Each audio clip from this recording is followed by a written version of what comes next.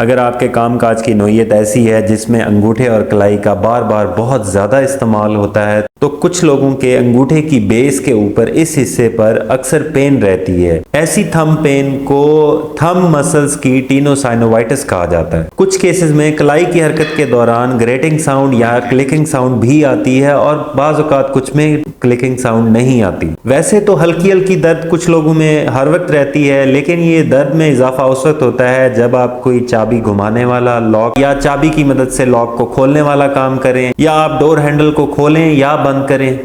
इसके अलावा आप कामकाज के दौरान कोई स्क्रूइंग मूवमेंट यानी कोई नट बोल्ट को टाइट करना है या नट बोल्ट को खोलना है, उस दौरान भी पेन की शिद्दत में इजाफा हो जाता है। इसके अलावा ओवर प्रेशर की वजह से भी इस किस्म की पेन हो सकती है, जैसे चेयर से उठते वक्त या पुशअप्स के दौरान या प्रेसअप्स के दौरान। ज़्यादा जो लोग इससे मुतासर होते हैं उनमें कोई कंप्यूटर यूज़र हैं, कोई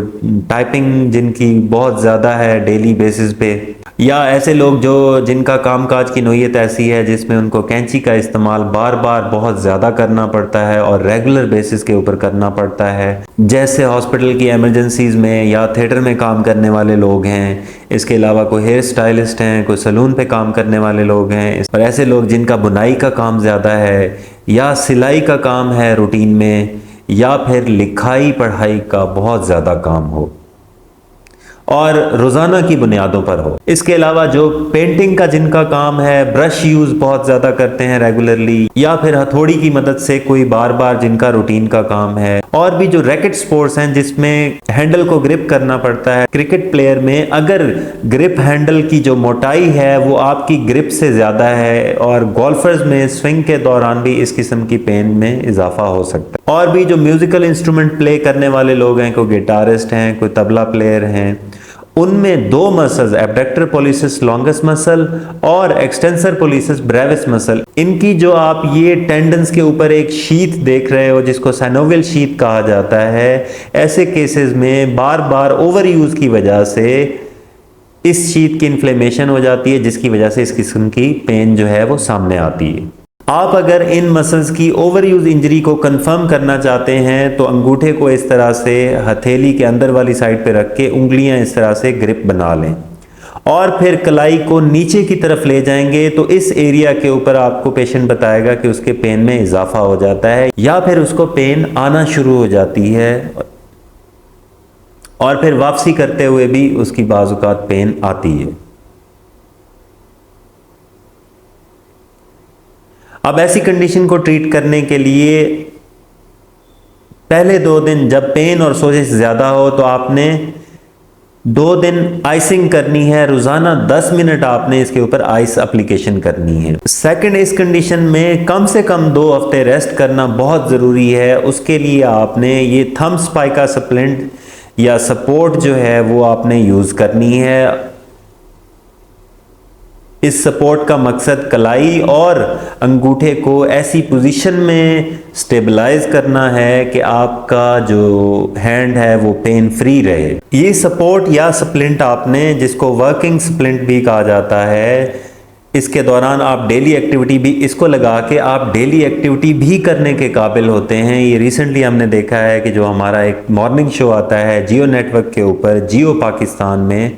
हुमा आमिर शाह साहिबा ने भी इसी तरह की सप्लिमेंट उन्होंने यूज़ की हुई थी। 2 दिन इसको मुकम्मल रेस्ट देने के बाद तीसरे दिन से आपने थंब की 2 मूवमेंट स्टार्ट करनी है। फर्स्ट मूवमेंट में आपने थंब को उंगलियों से अवे मूव करना है, इस तरह से पेन फ्री रेंज में आपने मूव करना है। तकरीबन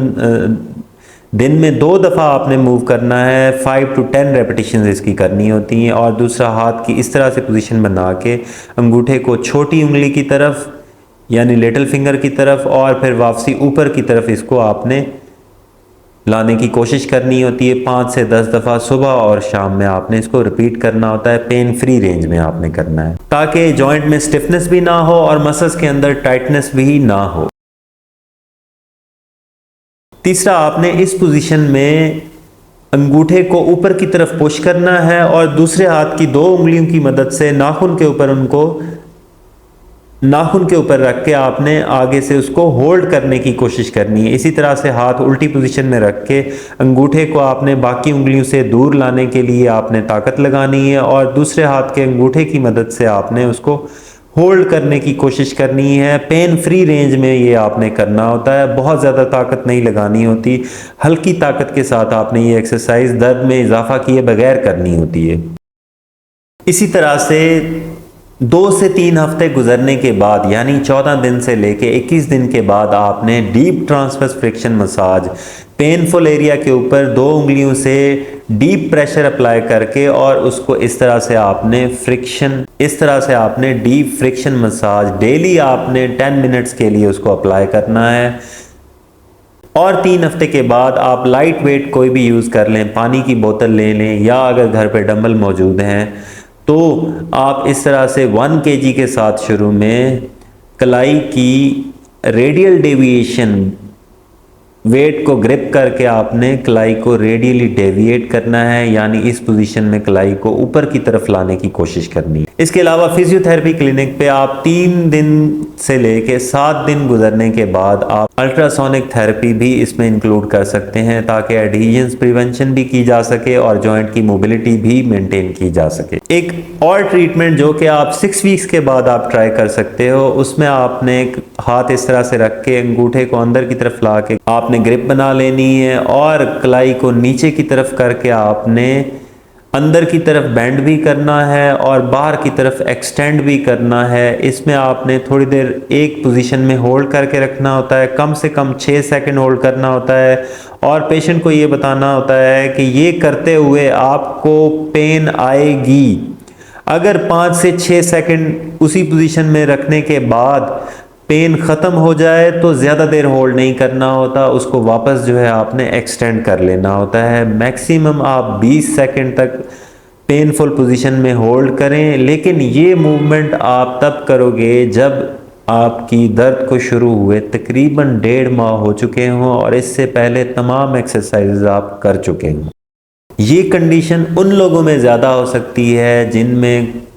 रोमेटॉइड आर्थराइटिस की हिस्ट्री हो, हाइपोथायराइडिज्म की हिस्ट्री हो, ऑस्टियोआर्थराइटिस रिस्ट की हिस्ट्री हो या कोई फोरआर्म के फ्रैक्चर जैसे रेडियस का फ्रैक्चर हो।